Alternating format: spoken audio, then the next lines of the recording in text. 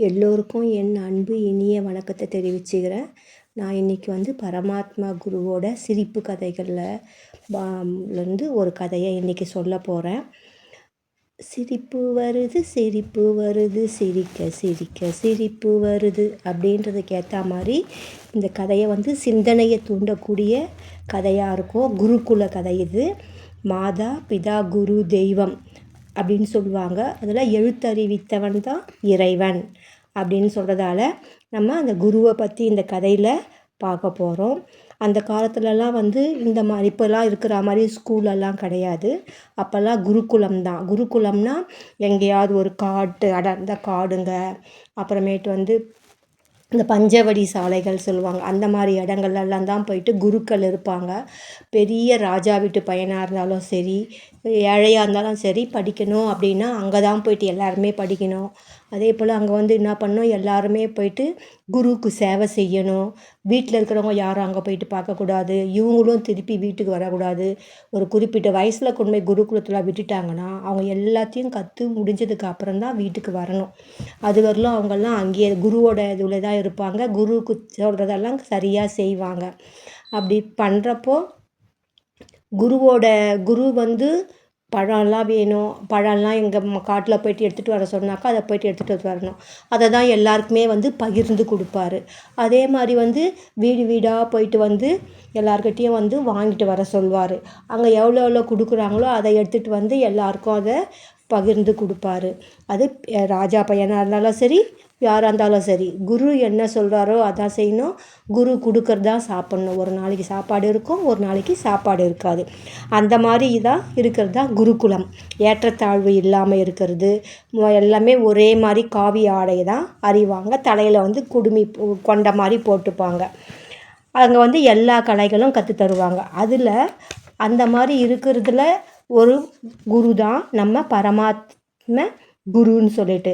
அவர் என்ன பண்ணுறாருன்னா, ஒரு நகைச்சுவையான குரு. அவர் எப்படின்னா, மூட தெய்வ பக்தி நிறையா இருக்குது.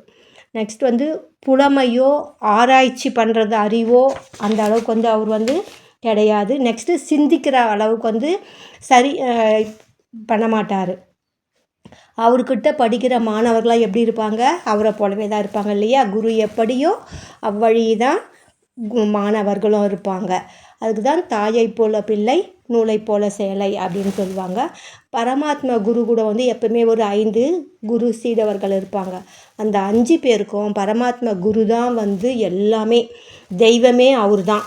அவர் என்ன சொல்கிறாரோ அதை அவங்க தட்டாமல் செய்வாங்க. குருவோட இடது கை அந்த மாணவர்கள்னால், அந்த இடது கையோட விரல்கள் கூட இருக்கு இல்லையா, அதுதான் மாணவர்களாக நினச்சிப்பாங்க. நெக்ஸ்ட்டு குருக்கிட்ட படிச்சுட்டு போகிற பசங்கள்லாம் வெளியூரில் போயிருக்கிறாங்க, வெளி கிராமத்துலலாம். அவங்கெல்லாம் அப்பப்போ பரமாத்மா குருவை பார்த்துட்டு போவாங்க ஆசிரமத்தில். அப்படி இருக்கும்போது குரு கூடவே எப்பவும் இருக்கிற ஒரு 5 மாணவர்கள் இருந்தாங்க. அவங்க பேர் என்னன்னா, மட்டி, மடையன், பேதை, மிலேச்சன், மூடன். எப்படி பேர் பார்த்தீங்களா? சூப்பராக இருக்கா? காமெடியாக வச்சுருக்காங்களே பேர். அப்பெல்லாம் இந்த மாதிரி பேர் வச்சுட்டு இருக்கிற பசங்க டெய்லி குரு என்ன சொல்கிறாரோ அந்த வேலையை செய்வாங்க. குரு என்ன சொன்னாலும் அதுதான் சரி அப்படின்ற மாதிரி பண்ணுவாங்க. அதுக்கு எதிர்த்தோ இல்லை மறுத்தோ எதுவுமே செய்யாமல் குருவுக்கு பணி செஞ்சு கிடக்கிறது தான் தன்னோட வேலை அப்படின்னு சொல்லிட்டு இருக்கும்போது, ஒரு நாள் நம்ம பரமாத்மா குருவுக்கு என்னாச்சு, ஒரு ஆசை வந்துடுச்சான். எப்பவுமே நம்மளோட படிச்சுட்டு போன பசங்க நம்மளை பார்க்குறாங்க, இப்போ என்ன பண்ணலாம், நம்ம போயிட்டு அவங்கள பார்க்கலாம், இது அவங்களுக்கு ஒரு இன்ப அதிர்ச்சி கொடுக்கும் அப்படின்னு சொன்னவொடனே இந்த மாணவர்களுக்கும் என்னாச்சான், ரொம்ப சந்தோஷமாயிடுச்சு. அப்பா, ரொம்ப நாள் கழித்து நம்ம குருவோட நம்ம எல்லாரும் நமக்கு முன்னாடி படித்தவங்கள போயிட்டு நம்ம போய் பார்க்க போகிறோம். நல்லா சந்தோஷமாக ஜாலியாக வழியெல்லாம் பார்த்துன்னு போகலாம் அப்படின்னு சொல்லிட்டு எல்லாரும் போகிறதுக்கான தேவையான ஆயத்தங்கள்லாம் எல்லாத்தையும் எடுத்து வச்சு அடுக்கிட்டு எல்லாம் ரெடி பண்ணி வச்சுட்டு குருக்கிட்ட சொல்லி கிளம்பலாம் குரு அப்படின்னு சொல்கிறாங்களாம். குருவும் சரின்னு சொல்லிவிட்டு எல்லாம் ரெடி பண்ணிவிட்டு எல்லாம் கிளம்புறாங்க. 5 பேர், 5 பேரோட குருவை சேர்த்து 6 பேர் ஆயிடுறாங்க. இந்த 6 பேரும் என்ன பண்ணுறாங்க, போயிட்டே இருக்கிறாங்க. போகும்போது வழியிலெல்லாம் வந்து எல்லாம் இருக்கிறதெல்லாம் பார்த்துக்கின்னு ஜாலியாக பேசிக்கின்னு அங்கே போயிட்டு பசங்களெல்லாம் பார்த்தாக்கா அவங்கக்கிட்ட என்னெல்லாம் பேசலாம், அவங்க கூட எப்படியெல்லாம் பண்ணலாம் அப்படின்றதெல்லாம் பற்றி பேசிக்கினே அவங்க செஞ்சுட்டே போனாங்களாம் பாருங்கள். அப்படியே பொழுது சாஞ்சு போச்சாம். பொழுது சாஞ்சி போயிட்ட உடனே நம்ம என்ன பண்ணுறது எது பண்ணுறதுன்னு தெரியல அவங்களுக்கு. குரு என்ன பண்ணாராம், நம்ம நேர் வழியில் போனால் ரொம்ப நேரம் ஆகும், அதனால நம்ம குறுக்கு வழியில் போகலாம் சொல்லிட்டு குறுக்கு வழியில் போயிட்டாராம். குறுக்கு வழி போனால் எப்படி இருக்கும், ஒரு மாதிரி அடர்த்தியாக இருக்கும், ஒத்தையடி பாதையாக இருக்கும், பயம் இருக்கும் இல்லையா, அந்த மாதிரி வழியில் போயிட்டாங்களாம்.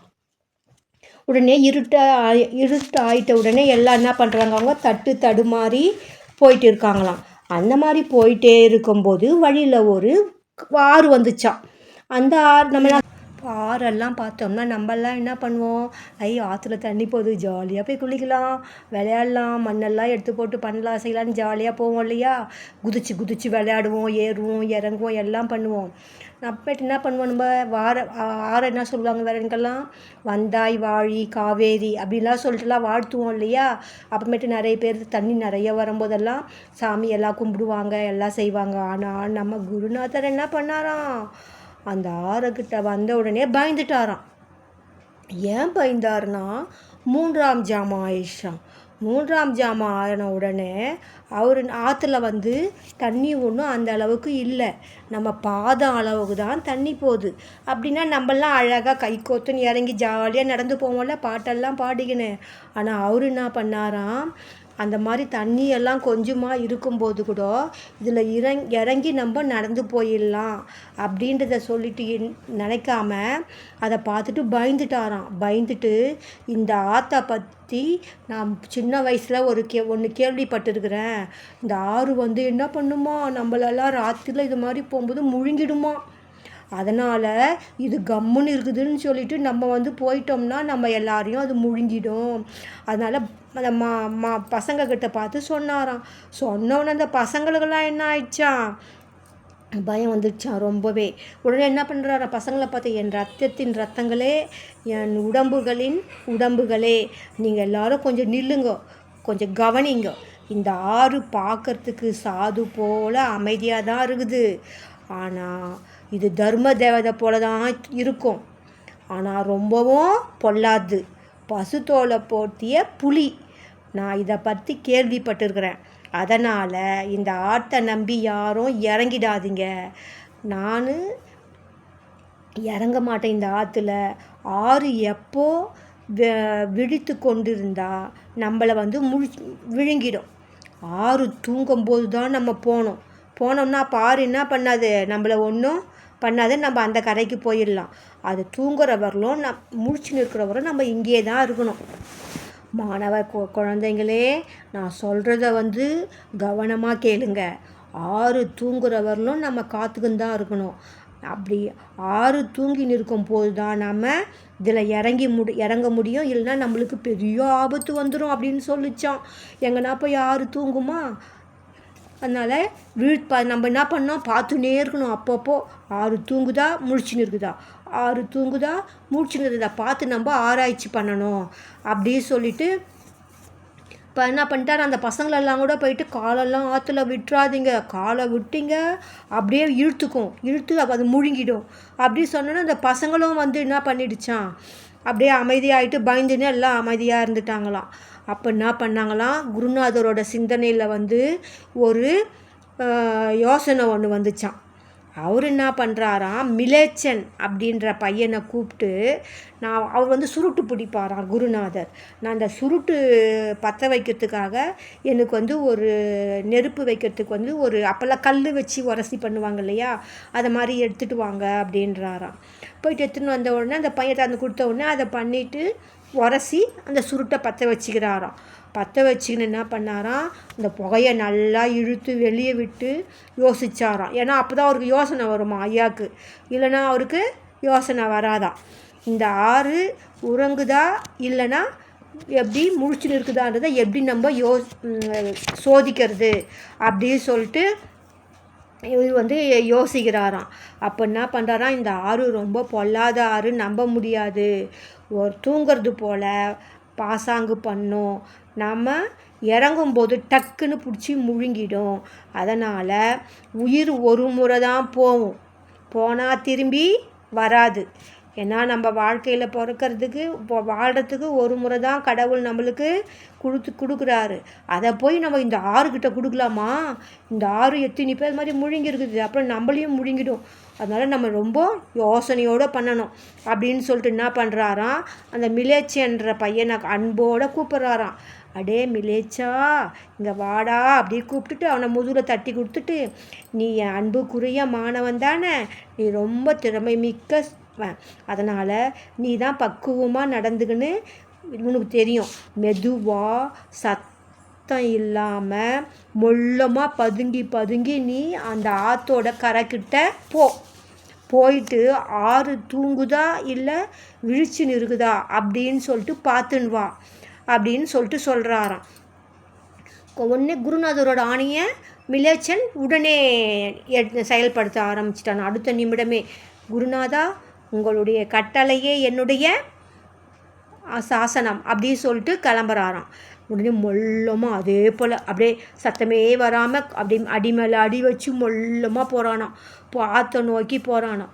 ஆற்றை நோக்கி போன உடனே என்ன பண்ணுறான்னா, அப்படியே அம்பு மாதிரி வேகமாக ஓடலையாம். இப்போ மொல்லமாக பாம்புலாம் எப்படி ஊந்து போவோம் அந்த மாதிரி போனானா அவன். போன உடனே என்ன பண்ணானா, குருநாதருக்கு அந்த சுருட்டு கொடுத்தான்ல பற்ற வைக்கிறதுக்கு, அந்த சுருட்டை பற்ற வைக்கிறதுக்கான அந்த கொல்லி வச்சு இந்த கட்டை கையில் வச்சுருந்தாலே அதை எடுத்துன்னு வரானா அவன். எடுத்துன்னு வந்துட்டு இதை எடுத்துன்னு போனோம்னா இதை வச்சு நம்ம அந்த ஆற்றோட கரையை அடைஞ்சிட்டு அந்த ஆறு என்ன பண்ணுறதுன்னு நம்ம கண்டுபிடிக்கலாம் அப்படின்னு சொல்லிட்டு வந்தான். கிட்ட வந்தோடனே, ஐயோ எப்பா, இந்த ஆற்றுலேருந்து கீழே நம்ம இறங்கணும், நம்ம உயிருக்கு ஆபத்துனால நம்ம ரொம்ப ஜாக்கிரதையாக இருக்கணும். கரை மேலே நின்றுக்கினே நம்ம என்ன பண்ணணும், நம்ம ஆறு தூங்குதா முடிச்சுதான்ட்டு பார்க்கணும். அதுக்கு என்ன பண்ணலாம் சொல்லிட்டு அவர் யோசிக்கிறாராம். யோசித்த உடனே என்ன பண்ணுறாராம், அவர் கையில் வச்சிருந்த அந்த கொல்லிக்கட்டை இருக்குதுல்ல, அந்த கொல்லிக்கட்டையை மொல்லமாக அந்த ஆற்று தண்ணியில் துவைக்கிறாராம்.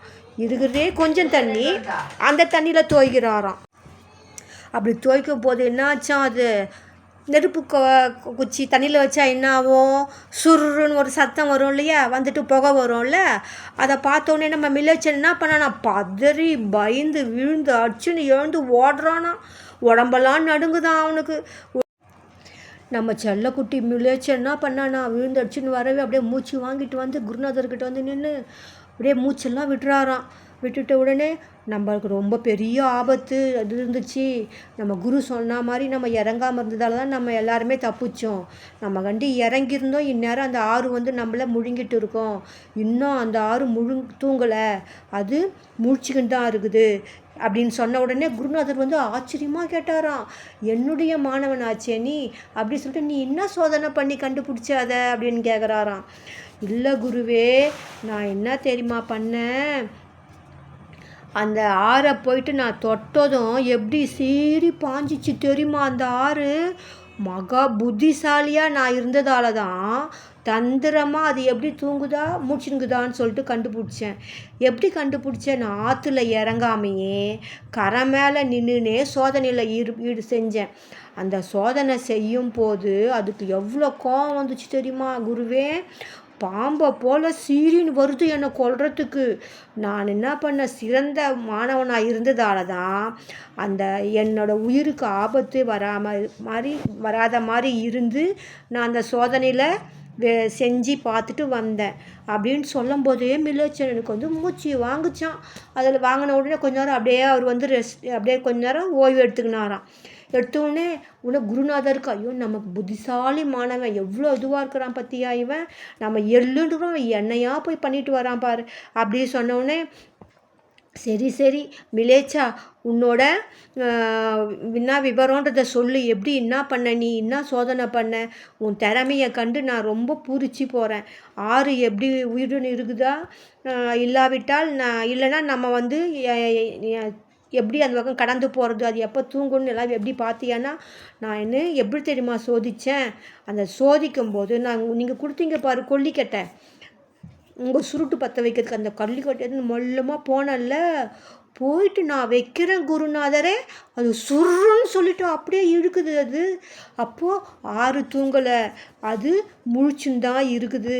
நம்ம அதை சோதிக்காமல் அதில் போயிட்டு நம்ம இறங்கி போயிருந்தோம்னா நம்மெல்லாம் அடியோடு போயிருப்போம்ல. கடவுள் தான் நம்மளுக்கு இந்த அறிவை கொடுத்துருக்கிறாரு, நம்ம எல்லாரையும் காப்பாற்றி இருக்கிறாரு. இந்த அறிவை எங்களுக்கு கொடுத்தது யார்? இந்த மாதிரி யோசனை பண்ணி புத்திசாலித்தனம்லாம் எங்களுக்கு பண்ண கொடுத்தது யார்? நீங்கள் தானே குருவே அப்படின்னு சொன்ன உடனே குருவை பார்த்து அப்படியே கண்ணை மூடி நான் இப்போ புத்தியெல்லாம் போட்டுக்கின உடனே குருவுக்கு வந்து அப்படியே ரொம்ப அப்படியே ஒரு மெய்மறந்து போயிட்டுறாரு. அந்த குருவை பார்த்து என்ன பண்ணுறாரு அப்புறமேட்டு, ஆபத் பாண்டவா, அநாத ரட்சகா, உன்னோட கருணையே கருணை, எங்கள் குரு பக்தியும் வீண் போகலை.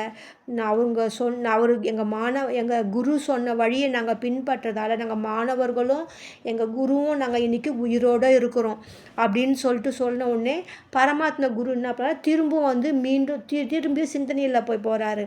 திருப்பி நம்ம இந்த ஆறை எப்படி கடக்கிறது, இந்த ஆறு எப்போ தூங்கும் அப்படின்னு சொல்லிட்டு, இந்த ஆறு தூங்கும்போது தானே நம்ம அந்த பக்கம் போகணும், அது வரைக்கும் நம்ம காத்துன்னு இருக்கணும் அப்படின்னு சொல்லிட்டு யோசித்துக்கினே அவர் ரொம்ப முக்கியமான சிந்தனையில் இருக்கிறாராம் பரமாத்மா குரு. அவருக்கு முக்கியமாக ஆறு தூங்கவே தூங்காதுன்ற ஒரு இது வந்து குருவுக்கே அந்த இது தெளிவு இல்லை. அப்படி இருக்கும்போது மாணவர்களுக்கு எங்கே இருக்கும்? அதெல்லாம் என்ன பண்ணுறாராம், இப்போ என்ன செய்யலாம் குருவே அப்படின்னு சொல்லிட்டு மட்டி கேட்குறான். மட்டி கேட்டதுக்கு மடையன்றவன் என்ன பண்ணான், முந்திக்கின்னு வந்து